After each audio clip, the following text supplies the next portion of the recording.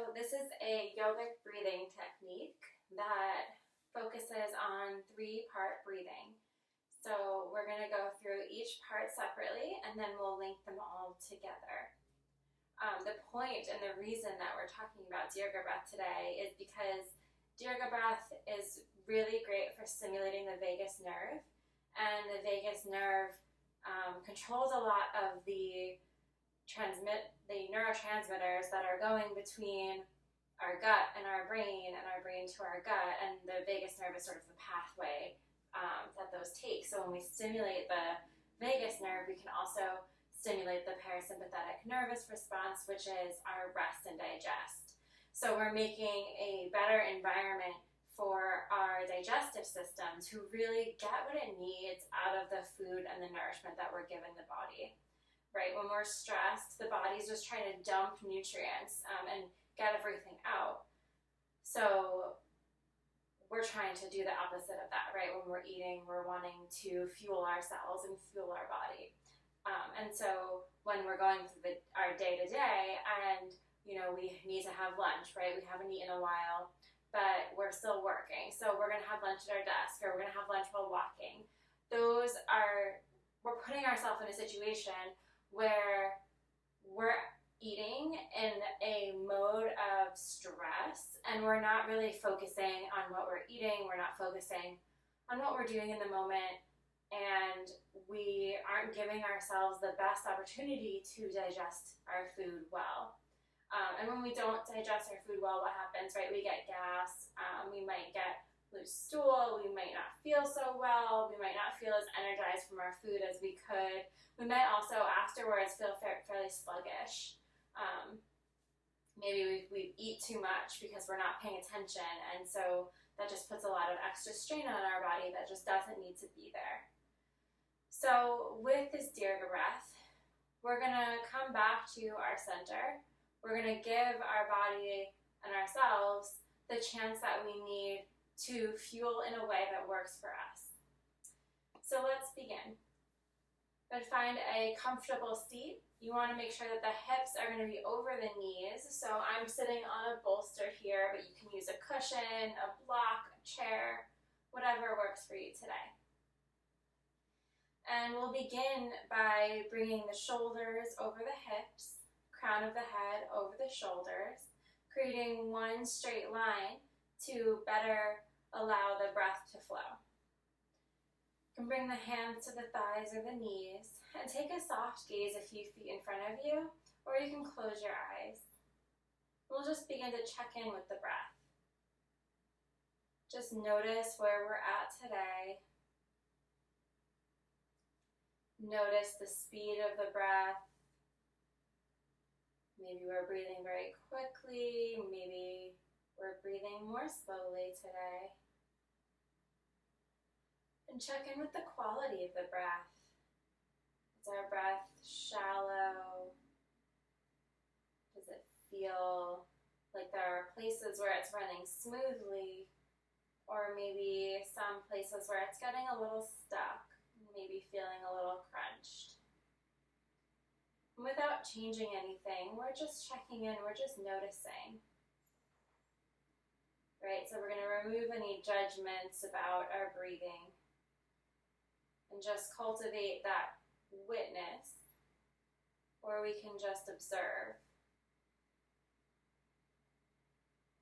In science, when we're doing experiments, we want to observe as objectively as possible what is going on.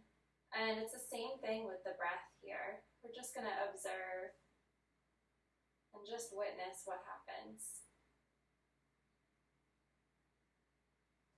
So begin to bring your attention to the tip of the nose and notice the temperature of the air as it moves into the nostrils and the temperature of the air with each exhale. Right, maybe it's a little cooler on the inhale, maybe a little warmer on the exhale.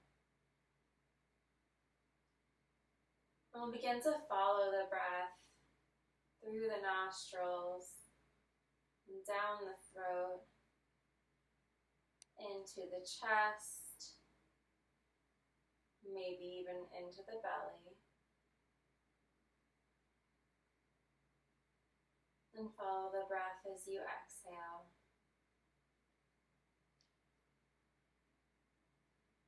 You can bring one hand to the low belly. This will be some nice extra feedback. So when we're breathing here, we could notice the hand rising and falling with the breath. And since we're going to breathe specifically into the low belly, it's nice to have the hand here for just an extra cue for the mind. So inhale deeply into the low belly and exhale completely from the low belly. Inhale completely into the low belly, feel the pelvis expanding, and exhale, drawing navel into spine. Inhale one more time, deeply, and exhale completely. And from here, we'll bring the hand to the mid-belly, inhaling into the mid-belly just above the navel, and exhaling completely, again drawing navel into spine. Inhaling, bringing the breath between each rib cage, feeling the ribs and the low ribs separating gently.